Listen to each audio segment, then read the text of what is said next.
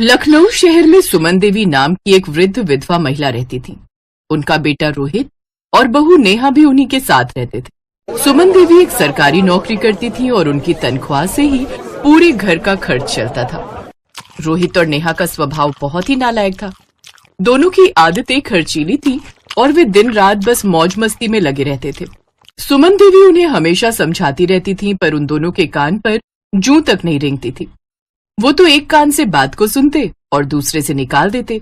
सुमन देवी हर दिन कड़ी मेहनत करती, सुबह जल्दी उठकर अपने ऑफिस जाती और देर शाम लौटती।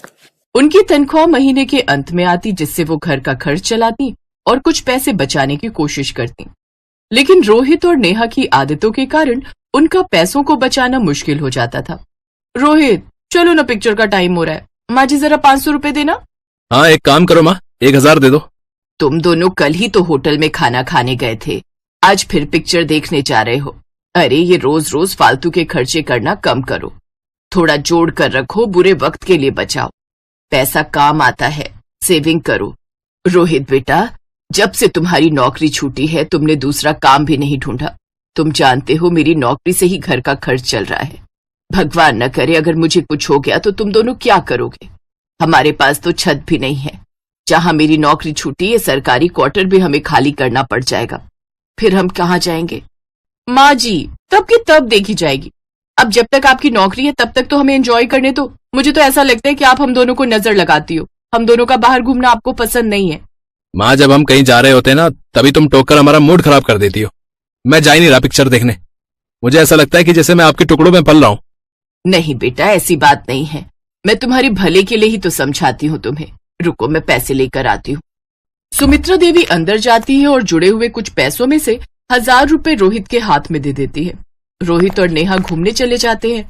रोहित और नेहा पर सुमन देवी की बातों का कोई असर नहीं होता था। दोनों रोज घूमने फिरने चले जाते थे और पैसे उड़ा देते थे। अब सुमन देवी ने रोहित पर नौकरी करने के लिए दबाव डालना शुरू किया।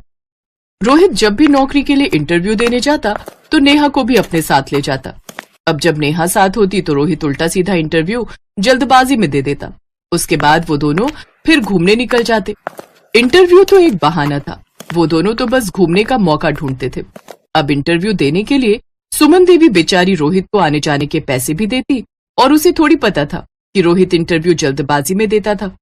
उसे तो बस यही पता चलता था कि रोहित इंटरव्यू में फेल हो गया है, उसका इंटरव्यू अच्छा नहीं हुआ है। पर असली सच सुमन देवी को पता ही नहीं चल पाता था।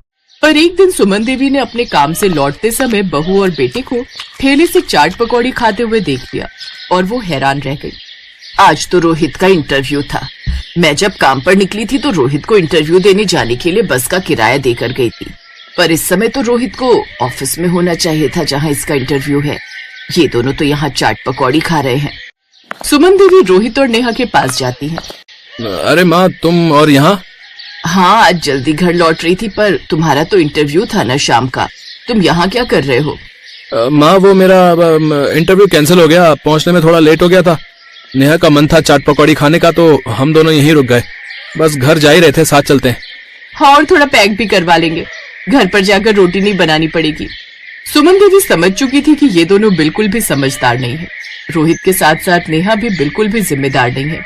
वो भी पैसों को जोड़ना नहीं जानती और ना ही उसे आगे आने वाले भविष्य की कोई चिंता है। रोहित और नेहा सोचते थे कि उनकी माँ की सरकारी नौकरी है, पैसे तो आते ही रहेंगे।